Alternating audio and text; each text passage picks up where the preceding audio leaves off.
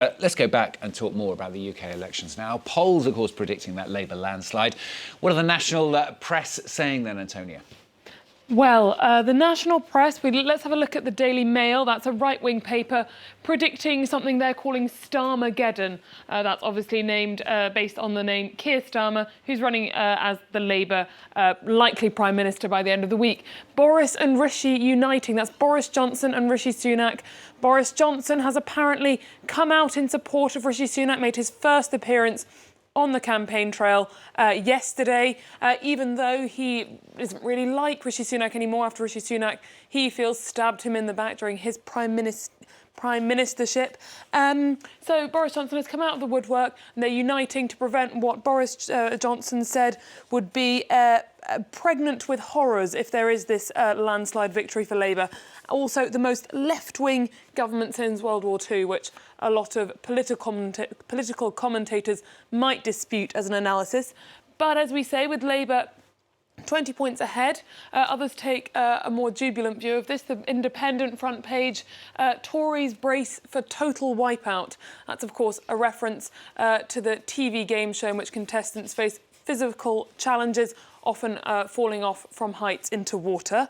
And the Daily Mirror, a left-wing tabloid, 14 years of hurt never stopped us dreaming. That's a reference to an England football song that sort of talks about this idea of repeated disappointment and maybe one day a victory. Well, after losing 4 general elections, Labour might be in for some good news tomorrow. Yeah, I'm going to have that song going round and round in my head now for the rest of the day. Here in France, though, of course, it's going the opposite way. It went the opposite way for the first round anyway on Sunday. We've seen more than 200 candidates now stand aside from the left and the centrist blocs as well in the hopes of blocking a far-right majority in Parliament. Will it work, though?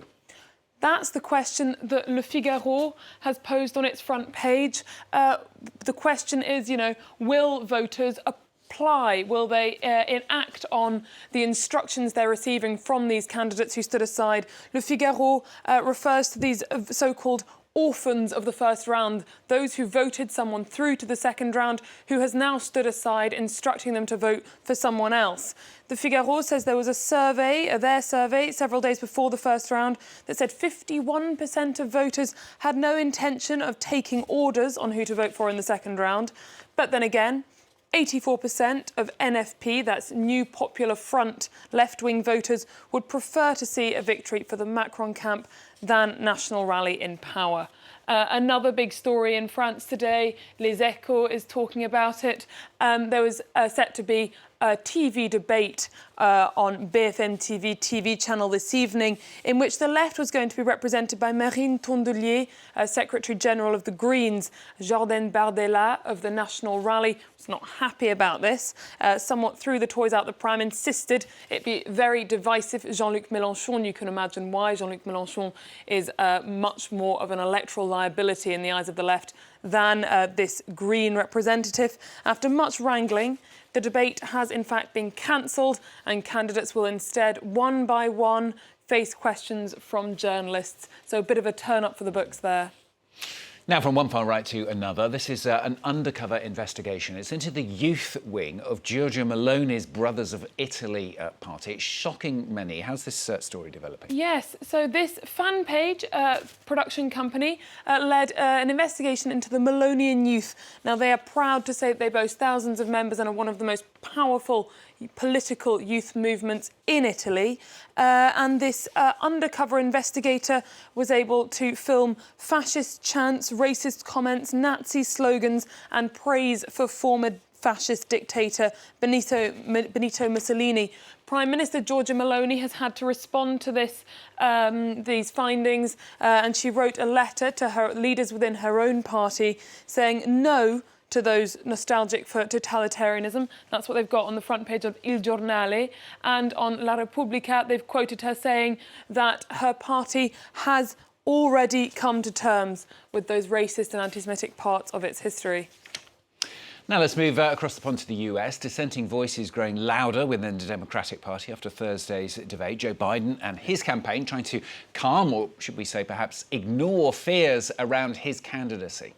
Well, ignore is definitely the word if you take what the Washington Post says. They say in private, Democrats panic. for the Biden campaign. Everything is fine. This article talks about a steady stream of denialism from Biden's inner circle. They talk about the president remaining in a cosseted bubble in which everyone says it's going to be fine and that they're acting business as usual. The metaphor, the saying drawn on in this article is Nero fiddling while Rome burned. So condemnatory. The Washington Post has definitely made its decision, or certainly this columnist has, on whether or not the president should step aside. Politico is talking about a digital blitz after the debate.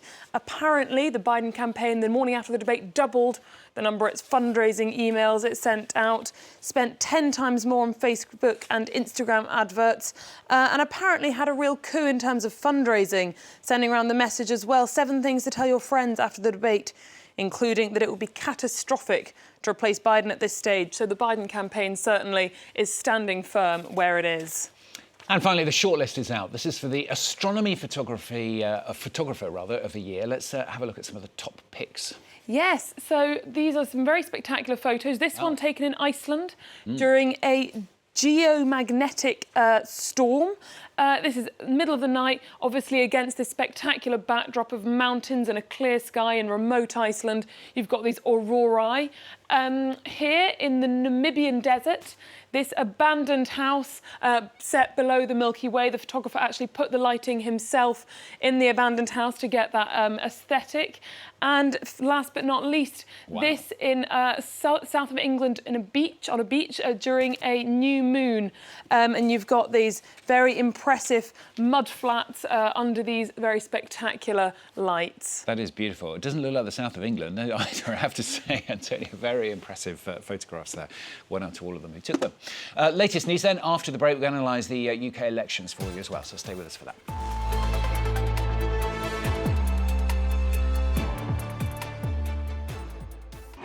Tens of